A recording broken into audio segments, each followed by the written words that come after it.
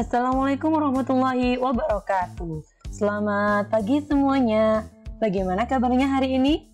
Saya harap kalian semua tetap bersemangat untuk mengikuti pembelajaran hari ini. Baiklah, materi kita hari ini adalah kebahasaan teks hikayat. Jadi kita akan membahas tentang karakteristik kebahasaan yang terdapat di dalam sebuah teks hikayat. Langsung saja, ada apa saja karakteristik kebahasaan teks hikayat? Yang pertama, kita akan temukan konjungsi. Yang kedua, ada kata arkais. Dan yang ketiga, ada majas. Kita langsung bahas untuk yang pertama, yaitu konjungsi. Konjungsi merupakan kata hubung yang fungsinya untuk menghubungkan antar kata, frasa, klausa maupun kalimat. Nah, ada apa saja konjungsi? Untuk jenis konjungsi, yang pertama ada konjungsi koordinatif. Artinya, konjungsi atau kata hubung yang menghubungkan antar kalimat yang sejajar. Sedangkan konjungsi subordinatif adalah konjungsi atau kata hubung yang menghubungkan kalimat yang tidak sejajar. Kita bahas dulu untuk konjungsi yang pertama, yaitu konjungsi koordinatif. Konjungsi koordinatif di sini ada 4 ya. Yang pertama ada penambahan. Konjungsi penambahan contohnya dan. Yang kedua ada pendampingan, contohnya serta. Yang ketiga ada pemilihan, contohnya atau. Dan yang keempat ada perlawanan, contohnya tetapi. Kita akan cek untuk contoh kalimatnya. Yang pertama, mereka berhenti dan berehat di bawah sebatang pokok ara. Di sini kata dan adalah konjungsi penambahan. Berikutnya, yang kedua, ibu membeli oven baru serta beberapa buku resep. Serta di sini adalah konjungsi pendampingan. Yang ketiga, liburan kali ini kita akan pergi ke Bali atau Lombok ya. Atau di sini adalah contoh penggunaan konjungsi pemilihan. Jadi memilih pergi ke Bali atau Lombok. Nah, yang terakhir, contohnya kami tidak pergi ke pantai, tetapi pergi ke pusat perbelanjaan. Tetapi di sini adalah contoh penggunaan konjungsi perlawanan. Kita akan lanjutkan untuk konjungsi berikutnya, yaitu konjungsi subordinatif. Konjungsi subordinatif ini ada 10 ya. Yang pertama, konjungsi yang menyatakan hubungan waktu, contoh sesudah, setelah itu, dan lain sebagainya.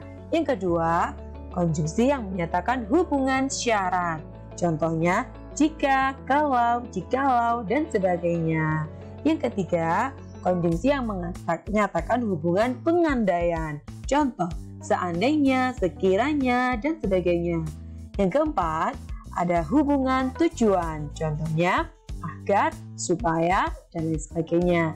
Yang kelima, konjungsi yang menyatakan hubungan konsensif, contoh walaupun, meskipun, biarpun, dan lain sebagainya. Yang keenam, konjungsi yang menyatakan hubungan pemiripan, contoh seperti, seolah-olah, misalnya.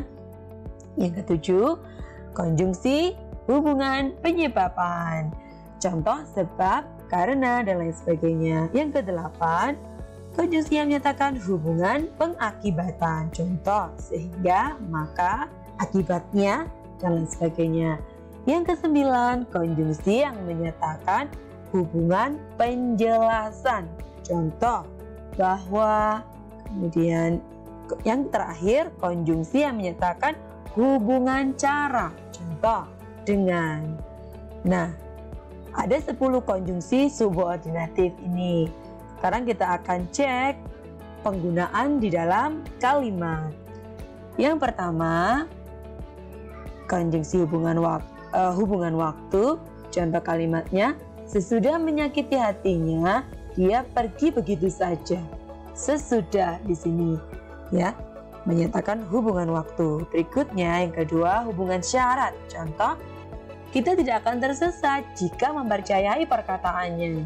Jadi ini menyatakan hubungan syarat. Syarat kita tidak akan tersesat, syaratnya kita mempercayai perkataannya. Berikutnya, yang ketiga, hubungan pengandaian. Contoh, seandainya mereka ikut pergi liburan, suasananya pasti lebih ramai. Seandainya ini adalah contoh penggunaan hubungan pengandaian. Berikutnya yang keempat, hubungan tujuan. Contoh, aku berangkat lebih awal agar bisa bertemu denganmu. Nah, dia berangkat lebih awal tujuannya agar bisa bertemu denganmu. Nah, ini contoh penggunaan kata hubung yang menyatakan tujuan.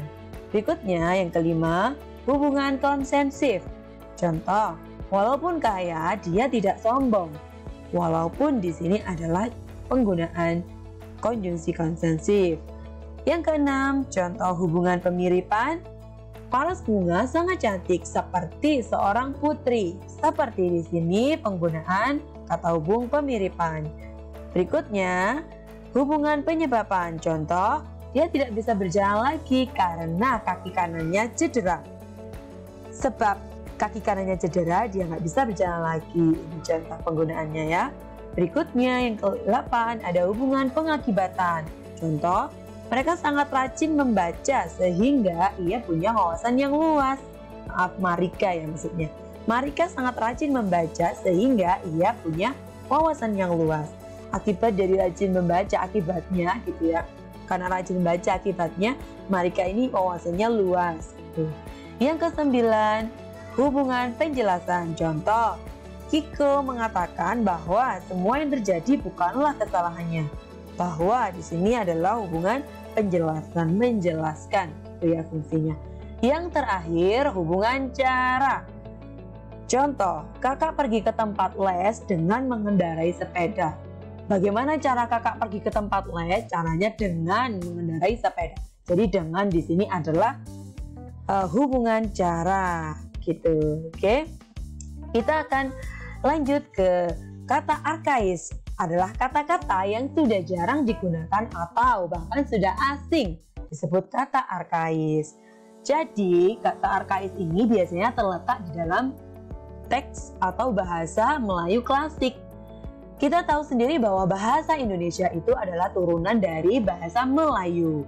Namun kata arkais di sini adalah kata yang terdapat di dalam bahasa Melayu klasik, yang mana Melayu klasik ini adalah bahasa yang kuno, bahasa lama, yang sudah tua. Lebih tua daripada bahasa yang digunakan oleh orang Malaysia saat ini. Jadi kata-kata ini bahkan atau nyaris tidak digunakan lagi. Contohnya apa saja? Ini dia. Hatta artinya setelah itu, lalu syahdan artinya selanjutnya. Sebermula artinya pada mulanya. Kelojo artinya sangat lapar. Cembul artinya tempat tembakau. Nah, ini contoh dari kata arkais. Kita akan sering menemukannya di dalam teks hikayat. Karena teks hikayat menggunakan bahasa Melayu klasik. Baiklah, kita lanjutkan ke bagian majas. Nah, majas adalah gaya bahasa yang dipakai pada sebuah karya sastra yang bertujuan agar menimbulkan kesan imajinatif dan memberikan efek-efek khusus sehingga menjadikan karya sastra tersebut lebih hidup. Jadi, untuk bisa membahas atau memahami tentang majas, pengertian, dan contoh-contohnya, kalian bisa pelajari pada video pembelajaran yang sudah saya unggah sebelumnya. Pasti kalian semua sudah paham, bukan? Nah, ini adalah karakteristik kebahasaan dari teks hikayat. Tadi ada 3 ya.